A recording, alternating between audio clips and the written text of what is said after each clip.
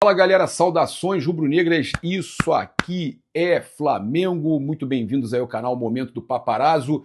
A gente chega aqui com uma notícia importante, antes da gente trazer um corte aqui também do nosso vídeo de mais cedo, a notícia de mercado da bola, notícia importante sobre Marcos Antônio, né? O São Paulo consegue travar o Flamengo, olha só, o São Paulo conseguiu segurar o interesse do Flamengo e avançou nas conversas de renovação com o Marcos Antônio. Mesmo após as investidas do Flamengo, a diretoria tricolor se manteve firme e encaminhou um acordo para ampliar o vínculo do jogador. A proposta em discussão prevê não apenas a extensão do tempo de contrato, mas também uma valorização salarial, reconhecendo a importância do atleta no elenco. A expectativa é de que as tratativas sejam concluídas em breve, reforçando a permanência de Marcos Antônio no time paulista. E o Felipe Luiz, tá, na coletiva ontem, falou que o Flamengo nesse momento não está buscando volante, mesmo com a saída do Alan, o Flamengo não está buscando volante nesse momento. O Flamengo conseguiu aquela prioridade verbal com o São Paulo para uma proposta que chegue pelo Marcos Antônio no futuro, mas que nesse momento o Felipe deixou claro que não quer a contratação de um volante. Tá? O Flamengo tem a preocupação aí com Everton Araújo, de renovar o jogador, de também, a situação do De La Cruz que está se recuperando e tudo mais. Tem o Saul, né? Tem o Jorginho, que o Saul se recuperando de operação, o Jorginho que está lesionado. O Flamengo entende que tem muitos volantes à disposição, ainda tem a chegada do Lucas Paquetá, né? Então, o Felipe, nesse momento que ele estava comentando essa situação toda de Lucas Paquetá, ele acaba que, né, descarta essa contratação do Marcos Antônio nesse momento, dizendo que o Flamengo hoje, agora, o Flamengo não vai precisar contratar um volante.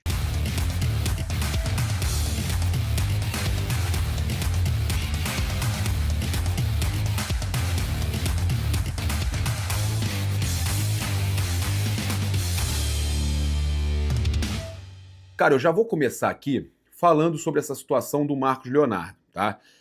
O que está acontecendo lá, Paparazzo? Ele pode rescindir o contrato dele com o Al Hilal? O que vai acontecer? Isso aí é o último caso, tá? Ele pode rescindir sim, e aí ainda assim ele cobraria luvas, ele cobraria um valor alto para fechar com o clube. Isso não quer dizer que ele vem barato, vem de graça, tá? Mas, de qualquer forma, essa é a última possibilidade. O Al Hilal prefere emprestar o jogador, porque olha só, aconteceu com o Renan Lodge isso. Renan Lodge rescindiu unilateralmente seu contrato com o Al Hilal em setembro de 2025, alegando justa causa por não ser inscrito no campeonato saudita. O lateral alegou impedimento de trabalhar e assinou com o Atlético Mineiro para 2026, enquanto o clube árabe contesta a ação na FIFA, tá? O motivo da rescisão, Lodge foi retirado da lista de inscritos do Al Hilal para a Liga Saudita 25-26 devido ao limite de estrangeiros. É algo parecido do que está acontecendo com o Marcos Leonardo. Por isso eles querem emprestar o jogador. Eles preferem emprestar o jogador para não perder o jogador. Por quê? O que acontece? Se eles emprestam o jogador, o time paga um valor aí, que eles estão querendo 1,5 milhão de euros, pelo que falam, eu acho que é mais, né? E que arque com 50% do salário do jogador. E aí eles não perdem o jogador. Porque se eles não inscrevem o jogador, ele pode fazer o que o Renan Lodge fez, e aí vai ter que recorrer à FIFA e tudo mais. O jogador, o Renan Lodge, para vocês terem uma ideia, se baseou na impossibilidade de exercer sua profissão, pedindo rescisão na justiça, argumentando que estava com salários em dia, mas sem poder jogar a principal competição. A situação jurídica, Al Hilal contesta a rescisão e busca medidas legais na FIFA, alegando que o contrato era válido até 27-28, o que gera risco de multa e suspensão do jogador. Tá? Destino, após sair, o Lodge acertou com o Atlético Mineiro para a temporada 26, e aí o Clube Mineiro está monitorando a segurança jurídica da contratação. O atleta realizou sua última partida em 4 de julho de 2025 pelo Mundial de Clubes, antes de retornar ao Brasil. Tá? Então, essa situação é o que pode fazer com que o Al Hilal queira mesmo emprestar o Marcos Leonardo. A gente já sabe que, por parte do Flamengo, o jogador tem que querer voltar. Tá? O atacante, é óbvio que o Flamengo quer mais uma opção, mesmo o Flamengo tendo outro perfil. O Flamengo mirava outros perfis, né? Um outro perfil, na verdade, de atacante.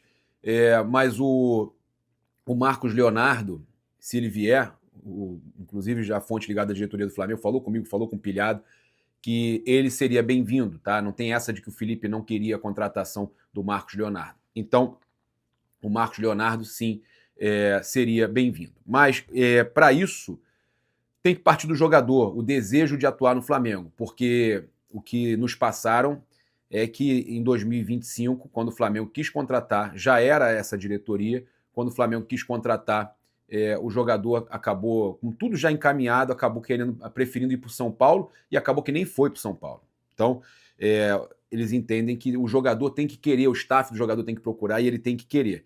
Mas tem essa situação sim, tá?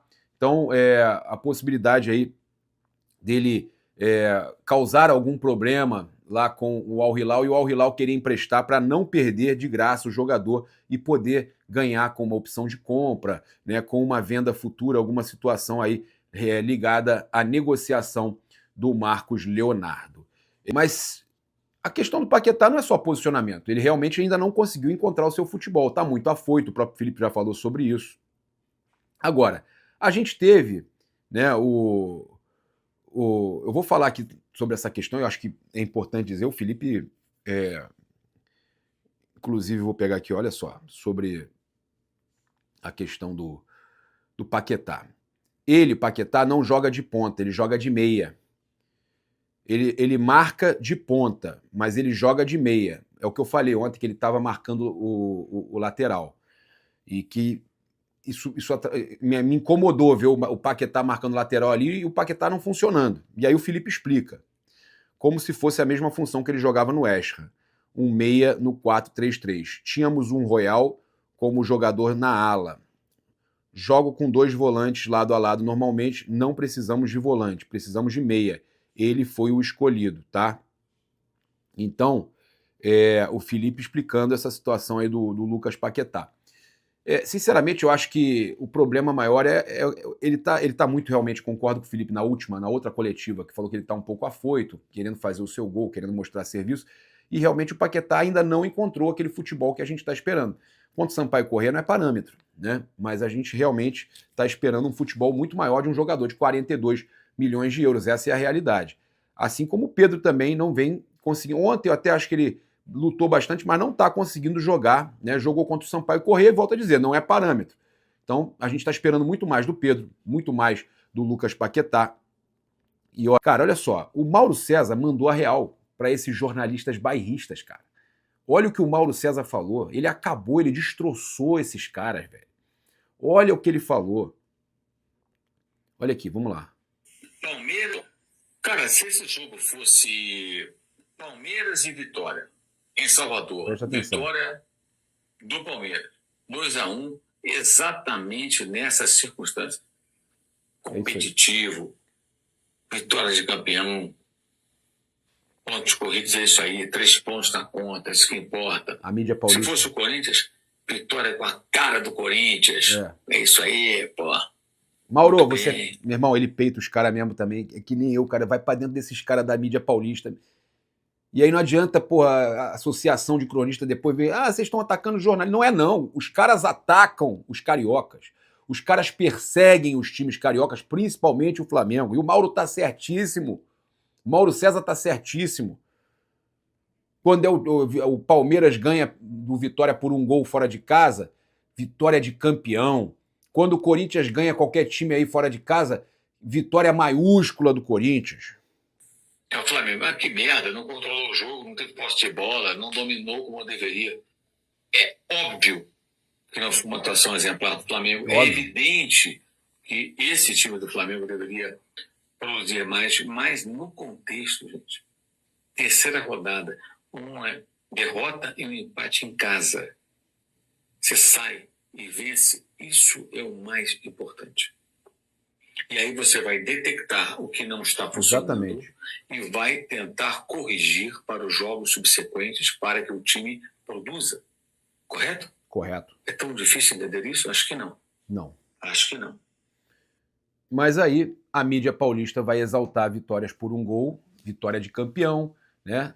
Eles querem mais é que o time ganhe, faça os 3 pontos para eles elogiarem. E quando é o Flamengo, O Flamengo tá mal, o Flamengo vence mesmo jogando mal, o Flamengo tem vitória na sorte e tudo mais. Realmente a sorte voltou a acompanhar o Flamengo, até falei isso ontem. Importante a sorte voltar.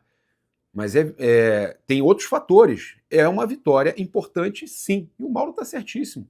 E é o que eu falo, essa mídia paulista bairrista é uma vergonha. Sempre atacando o Flamengo e exaltando vitórias iguais, né? Ataca as vitórias do Flamengo como essa e exalta as vitórias iguais dos times paulistas. Vitória de campeão.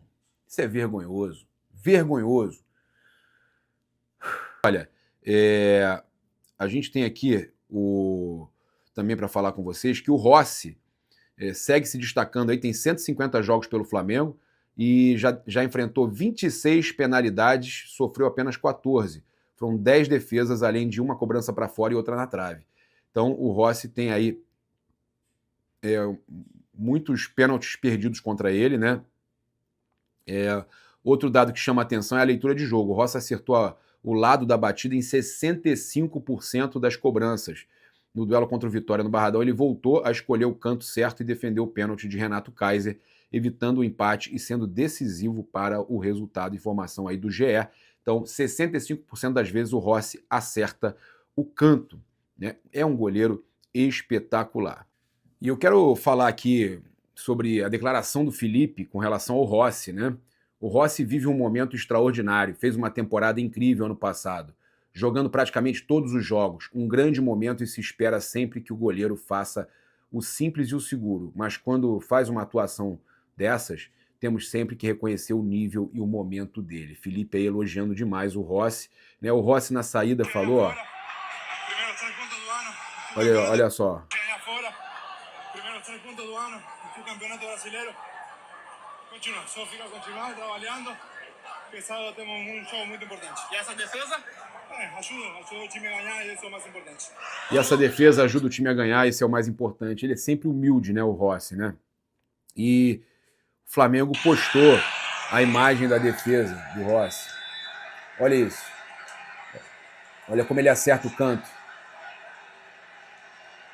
Olha lá. Muito bom, cara. Que goleiraço.